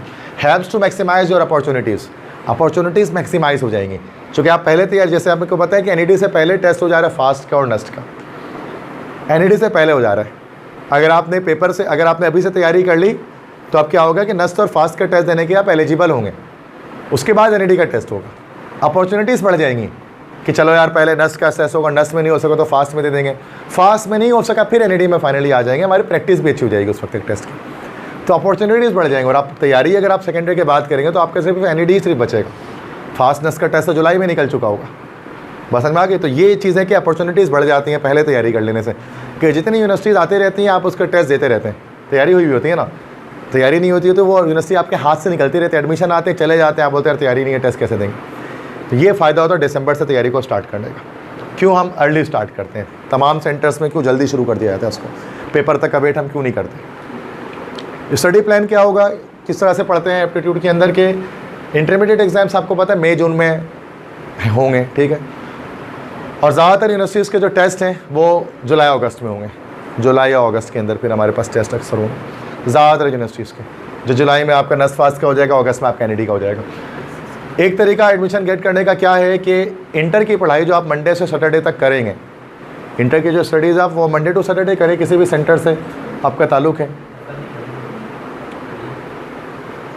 किसी भी सेंटर से आपका ताल्लुक़ है, किसी भी सेंटर से अगर आप रिलेट करते हैं, ठीक है, तो आप मंडे टू सैटरडे आप अपने इंटर की क्लासेस कर रहे होते हैं अक्सर, कहीं पर संडे की एक्स्ट्रा क्लासेस भी जैसे कि हम खुद यहाँ पर कर रहे होते हैं, तो उसको हम मैनेज कर देंगे किसी रेगुलर डे के अंदर। अगर कोई क्लास जैसे कि इंग्लिश की या कोई क्लास हमारी चल रही होती है, और अगर आप किसी और सेंटर से, तो फिर वो आपको मैनेज करना होगा, चूँकि संडे की एक दिन सिर्फ हम एप्टीट्यूड करते हैं conduct, that is test preparation only Sunday. अगर आप किसी और सेंटर से बिलोंग करते हैं तो सिर्फ संडे 1 डे होगा, संडे क्लास चलेगी, लॉन्ग क्लास होती है, 4 साढ़े 4 घंटे की क्लास होती है, सारे सब्जेक्ट एक ही दिन हो जाते हैं, क्योंकि आपका ताकि आपकी एकेडमिक क्लासेस डिस्टर्ब ना, आपकी कॉलेज क्लासेस डिस्टर्ब ना हो। कॉलेज में आप प्रैक्टिकल भी करें जाकर, इंटर की क्लासेस भी आप कोचिंग सेंटर में लेते रहे जहाँ पे भी आप पढ़ रहे हैं, लेकिन आप जैसे संडे की क्लास जो है ना वो आप एंटी टेस्ट में दें, भले वो 4 साढ़े 4 घंटे आप दें, बट दें। अब उसमें क्या होगा कि लाइक अगर ऐसी सिचुएशन आ जाती है, मिसाल के तौर पे जैसे आप एग्ज़ाम्स हो गए, एग्ज़ाम से पहले आपको ऑफ़ कर दिया जाता है, एग्ज़ाम से पहले लगभग 15 दिन या 20 दिन पहले हम ऑफ़ कर देते हैं, ताकि आप एग्ज़ाम की तैयारी करते रहें। एंटी टेस्ट की क्लास फिर 1-2 संडे हम नहीं करते हैं उसके अंदर। फिर एग्ज़ाम्स के बाद दोबारा जब क्लासेस स्टार्ट होती हैं तो फिर हम वो 6 डेज़ या 7 डेज़ क्लासेस चला रहे होते हैं, जो 1-1.5 महीना आपके पास होता है पूरा, वो उसमें हम रेगुलर क्लास कर देते हैं, क्योंकि उसके बाद तो फिर आप इंटर तो होता नहीं आपका, जो होता है वो टेस्ट ही होता है, फिर और ज़्यादा आप लगन के साथ उसमें लग जाते हैं। लेकिन उस वक्त तक हमारा सेकेंड ईयर का पूरा कोर्स कंप्लीट हो चुका होता है, फिर हम सिर्फ फर्स्ट ईयर पढ़ते हैं रिजल्ट्स के बाद। तो फिर वो बच्चा जो सोचे कि बाद में आना है तो उसका तो पूरा सेकेंड ईयर निकल गया एंटी टेस्ट के वाले से, सिर्फ फर्स्ट ईयर का कोर्स वो एंटी टेस्ट के अंदर पढ़ पाएगा, क्योंकि वो पूरे बुक से कोर्स बना होता है, चीज़ें बनी होती हैं। तो मंडे टू सैटरडे आप अपने सेंटर की क्लासेस करें, या फिर जितने भी डेज आपके होते हैं संडे बस आप एंटी टेस्ट की प्रिपरेशन करें, लॉन्ग आवर्स के अंदर करें, ठीक है। इसमें ये रेगुलर क्लासेस नहीं चलती 4 साढ़े 4 घंटे की, बीच में आपको कोई ब्रेक दे दिया जाता है उसके अंदर, जिसमें नमाज ब्रेक भी आपके पास होता है, लंच ब्रेक भी आपके पास होता है। ज़ाहिर सी बात है 4 घंटे 4.5 घंटे आप लगातार नहीं पढ़ सकते हैं, तो आपको एक ब्रेक, नमाज ब्रेक या लंच ब्रेक आपको दे दिया जाता है, ताकि आप एक तरह से चीज़ों को आगे बढ़ाते रहें, क्योंकि मकसद जो है एडमिशन गेट करना है। ज़बरदस्ती कोई नहीं है यहाँ पर, कोई ज़बरदस्ती नहीं है कि आप आओ, ये कोई 1-2 के या मोंटेसरी के स्टूडेंट थोड़ी ना आप हैं कि आपको ज़बरदस्ती बैठाएं मैम पढ़ाने के लिए। हमारा मकसद है एडमिशन गेट करने का, जिसमें हम इस सक्सेस डायरेक्शन के लिहाज से चलेंगे कि हमें सिर्फ 1 डे अपना जो है वो संडे जो हमारा है वो हमें देना है एंटी टेस्ट के अंदर। बाकी हम मंडे टू सैटरडे आप इंटरमीडिएट जो आप एफएससी में फिजिक्स, केमिस्ट्री, मैथमेटिक्स और इंग्लिश है या फिर जो भी आप पढ़ते हैं, तैयारी करते हैं आप, पीएसटी वगैरह की, वो आप करते रहे, उर्दू की, इन सब की। प्रिपरेशन की ज़रूरत क्यों होती है? Why preparation is needed?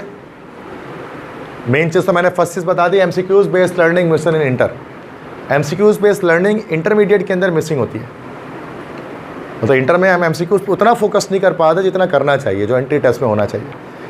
इस वजह से प्रिपरेशन करनी पड़ती है। Test is comprehensively compiled from Sindh and federal board books. अब नस्ट की बात करेंगे तो फेडरल से बन रहा है, फास्ट एनईडी की बात करेंगे तो फिर उसमें सिंध बोर्ड से बन रहा है।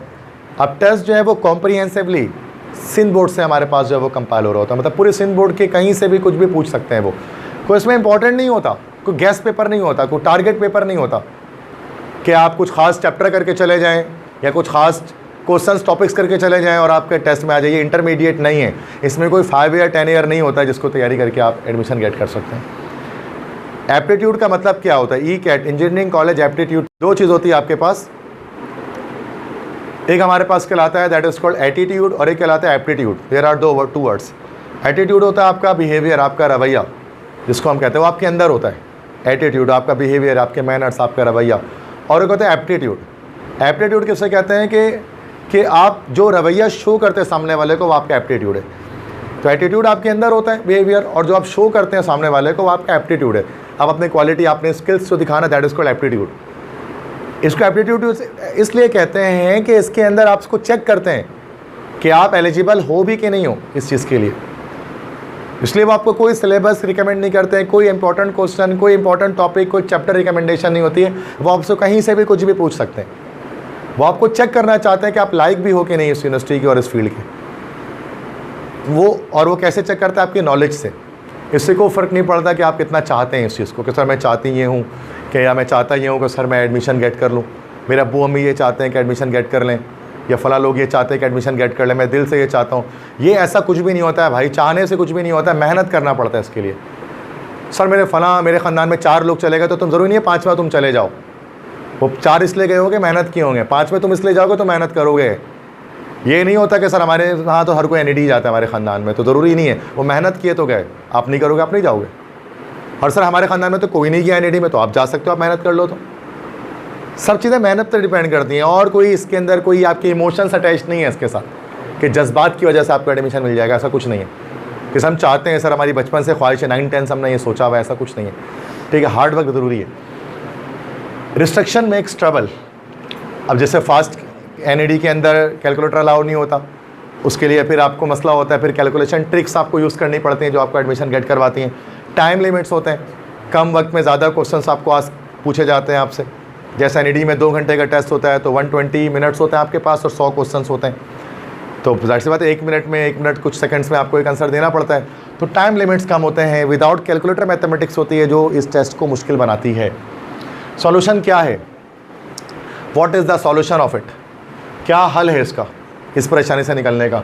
कि need proper guidelines with experts, कि आप एक्सपर्ट्स के साथ प्रॉपर गाइडलाइन लें। क्योंकि जैसे कि अभी हमने बताया आपको कि एनईडी के अंदर 25 स्टूडेंट्स का एडमिशन करवाया, और हर साल अल्हम्दुलिल्लाह हम एडमिशंस करा रहे होते हैं मेजॉरिटी ऑफ द सीट्स में।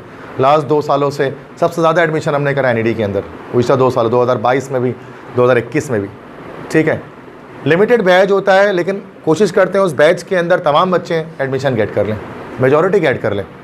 क्वालिटी पे फोकस हो, क्वांटिटी पे ना हो, ठीक है। हमेशा हर क्लास के अंदर हम इसी एक चीज़ को फोकस करते हैं। अब इसमें ये होता है कि इसमें गाइड तभी ये होता है ना कि बड़ी तादाद, बहुत बार ऐसा होता है कि 100 बच्चे बैठे होते हैं, उनमें से या 200 बच्चे बैठे होते हैं, उनमें से 20 का एडमिशन होता है। हम 40 बच्चे बैठाते हैं, उसमें से 20-25 का एडमिशन हम कर लेते हैं, ताकि हम उसमें फोकस करते हैं, हम उन पर क्वालिटी पे काम करते हैं। हम इससे बात नहीं करते बस फर्स्ट बैच में मेहनत करनी है, बाकी सारे बैच ऐसे ही डाल देते हैं, उससे मेहनत नहीं होनी है, तो फिर वो बच्चों का एडमिशन नहीं हो पाता। हम एक ही बैच बनाएंगे जिसके अंदर हम इस तरह से चीज़ें करेंगे, ठीक है। भले वो ई-कैट एम-डी-कैट का बैच सेपरेट हो जाएगा, लेकिन बैच सिंगल ही होगा, ठीक है।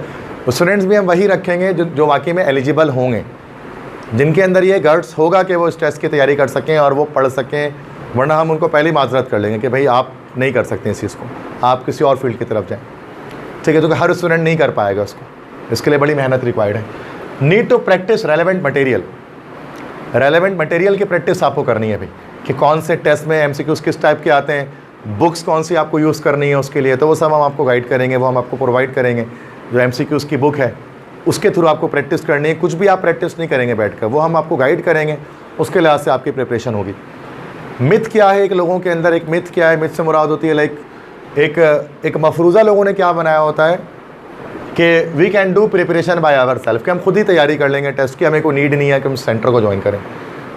अक्सर बच्चों ने ये माइंड बनाया होता है कि सर हम खुद से तैयारी कर लेंगे, हम तो तैयारी कर लेंगे, हमें क्या नीड है कि हम बिला वजह इतनी फ़ीस हम दे जाकर प्रिपरेशन के लिए, हम घर पे कर लेंगे, पैसे भी बच जाएंगे, और फला बंदे ने शायद किया भी है, उसका हो भी गया खुद से घर पे करके। देखो ये जो मिथ है ना, इसकी रियलिटी क्या है, only few can make this. कुछ लोग ऐसा कर सकते हैं, 1 और 2% लोग ऐसा कर लेंगे, 100 में से 1-2 बच्चे ऐसे होंगे जो घर बैठ कर टेस्ट की तैयारी करके एडमिशन गेट कर सकते हैं, बट मेजोरिटी ऐसा नहीं कर सकती। कि आप सोचें कि आप घर बैठकर या फिर सिर्फ यूट्यूब के थ्रू लेक्चर्स देखकर आप सोचें कि आप टेस्ट की तैयारी कर ले, ऐसी पॉसिबिलिटी नहीं है। रीज़न कि आप फीडबैक नहीं ले सकते हैं, आप क्वेश्चंस नहीं कर सकते, आप क्यूरीज आस्क नहीं कर सकते, आपका फोकस नहीं बन सकता। जो फोकस आपका फिजिकल क्लास में बन रहा होता है ना, वो फोकस आपका ऑनलाइन में नहीं बन सकता। सिंपल सी बात है। अभी जितना आप मुझे सुन रहे हैं ना, जिस तरह से आप घर जाके यही ओरिएंटेशन आप बैठ के मोबाइल पे देखना, जब मैं अपलोड कर दूंगा, वो कंसंट्रेशन आपका बनेगा ही नहीं। सिंपल सी बात है। तो जब कंसंट्रेशन नहीं बनेगा तो तुझे समझ में नहीं आएंगे, आसान सी बात है। तो उसके लिए प्रिपरेशन ज़रूरी है। मिथ है जैसी है कि हम खुद से तैयारी कर सकते हैं, वो एक आध बच्चे होते हैं। मतलब मुझे भी जब मैंने एंट्री टेस्ट के लेक्चर्स डाले, मैं अक्सर लेक्चर डाला है यूट्यूब के अंदर, लेकिन ऐसा नहीं होता। हर साल कुछ ही बच्चे आकर मुझे बताते हैं, कुछ बच्चे आकर बताते हैं 4, 5, 10, 15 के सर हमारा एडमिशन हो गया। देखा तो हज़ारों बच्चों ने वीडियो लिखा होता है, लाखों बच्चे देख रहे होते हैं वीडियोज़ को, लेकिन लाखों बच्चे तो नहीं बता रहा मेरा एडमिशन हो गया, गिनती का हो रहा है, तो बाकियों का नहीं हो पाता है। तो ये जैसे एक मिथ है कि आप घर पे यूट्यूब के थ्रू और आप उसके थ्रू जो है वो ऑनलाइन क्लासेस के थ्रू आप क्लासेस गेट कर लेंगे, एडमिशन गेट कर लेंगे, ऐसा नहीं होता। रियलिटी ये है कि many others get in worst conditions even they have good academic rates. ज़्यादातर लोगों का एडमिशन नहीं हो पाते इस वजह से, जो ज़िंदगी भर मेहनत की होती है वो मेहनत रायगा चली जाती है। नर्सरी क्लास से लेकर इंटरमीडिएट तक जो आपने मेहनत की ना, और आपका टेस्ट क्लियर नहीं हो सका, तो वो आपकी गलती की वजह से आप पूरी की पूरी ज़ाया हो जाएगी, ओवरऑल वो एंड हो जाएगी, ख़त्म हो जाएगी जिसको हम कहते हैं। तो वो अगर से कुछ बच्चों की परसेंटेज अच्छी होती हैं, 90s में परसेंटेज लाए वो, 80s में परसेंटेज लाए वो इंटर में, लेकिन टेस्ट एनईडी का फेल कर गए। क्यों? खुद से तैयारी की, घर पे बैठ के तैयारी की, उनको लगा हो जाएगा, टेस्ट में नंबर ही नहीं आ सके। ये होता है ऐसा, बहुत एग्जाम्पल्स हमारे पास खुद ऐसी हैं। तो ये आपको भी हम सजेस्ट यही करते हैं कि आप भी इस मिथ के पीछे ना पड़ें कि भाई हम प्रिपरेशन खुद कर लेंगे, भाई घर बैठ के कर लेंगे। अब सिचुएशन बहुत डिफरेंट है भाई। देखो मैं अपनी बात करूँ, मैंने तैयारी खुद से घर पे की थी। अच्छा, मैं एक और बात बता दूँ, मैंने खुद से की थी, मैंने सेंटर नहीं लिया था। ये बात है 2010 की। सर आप फिर मेरा कैसे हो गया भाई? तो आपका क्यों नहीं हो पाएगा जब मेरा हो गया? तो वो दौर कुछ और था। 12 साल पहले हर बच्चा इंजीनियर नहीं बनना चाहता था, मेरिट इतना ऊपर नहीं था, हर कोई नहीं इंजीनियरिंग करना चाहता था, इतना हाई मेरिट नहीं जाता था, इतनी हाई परसेंटेज नहीं जाती थी, बहुत सारी चीज़ें उस वक्त नहीं होती थी। तो उस वक्त बच्चा कर लेता था। मेरे टेस्ट में नंबर काफ़ी कम थे एंटी टेस्ट में, लेकिन मैंने एडमिशन गेट कर लिया इंजीनियरिंग के अंदर। आज के दौर में उतने नंबर ला के किसी भी फील्ड में एडमिशन नहीं होता अगर वो मेरे जितना नंबर इस बार ले आएगा। तो वो दौर अलग था। अगर आपको कोई बंदा बोले ना पुराने वक्तों का कि भाई हमने तो भाई बिना टेस्ट के कर लिया था, 10 साल पहले पास आउट वाले, 15 साल पहले पास आउट वाले, या 5 साल पहले, तो उनका एक दौर अलग था। उस दौर में हो जाता था। वो सही कह रहे हैं आपसे, अब नहीं होता है। अब मामलात कुछ और हैं। अब बहुत कंपटीशन है, हर कोई पागल हुआ है इंजीनियरिंग यूनिवर्सिटी को जाने के लिए, कंप्यूटर की फील्ड को हासिल करने के लिए। इस वजह से अब मेहनत करनी पड़ती है, अपने आप को अप टू द मार्क मेहनत करनी पड़ती है। ठीक है, तो ये कुछ बातें मैंने आपको 3 यूनिवर्सिटीज़ के बारे में गाइड की, फास्ट के बारे में, NED के बारे में, नस्ट के बारे में, और अच्छी खासी चीज़ें मैंने आपको बताई जो चीज़ आपको पता थी पहले, अब आपको उससे बहुत सारी बातें और भी पता हैं जो हम क्लासरूम में नहीं डिस्कस कर सकते, क्योंकि हम जाहिर सी बात है क्लास में बहुत सारे बच्चे हमारे सेकंड ईयर के यहाँ बैठे हुए हैं, तो क्लास में हमारे पास वक्त नहीं होता है इतना, वहाँ पर लेक्चर इतना बड़ा होता है कि हम इसको नहीं डिस्कस कर पाते। तो हमने यहाँ ओरिएंटेशन एक स्पेशल रखा है जिसमें हम सिर्फ यही बात करें, कोई जो है वो हम केमिस्ट्री की, इंग्लिश की कोई बात ना करें जो हम क्लासरूम में कर रहे होते हैं, हम सिर्फ करियर की बात करें, करियर काउंसलिंग पे काम करें, इस चीज़ पर काम करें। अब ये इसके बाद से जो सेशन है, जो हमारे पास टाइम मौजूद है, तो आई हैव गॉट टाइट, चूँकि MD कैट का भी सेशन लिया हुआ है, फिर अभी ECAT का भी अच्छा खासा ले लिया, तो अब इसके आगे से जो है वो सर मोहसिन जमाल हैं वो कंटिन्यू करेंगे। कुछ और चीज़ें जो बातें मुझसे रह गई हैं, जो बातें मैं नहीं बता सका, जो चीज़ें हैं, जो रिमेनिंग बातें हैं, वो सर मोहसिन आपको गाइड करेंगे, जो फिज़िक्स हमें यहाँ पर टीच कर रहे होते हैं आपको टीच करेंगे एप्टीट्यूड सेशन के अंदर। ठीक है, thank you so much for listening to me.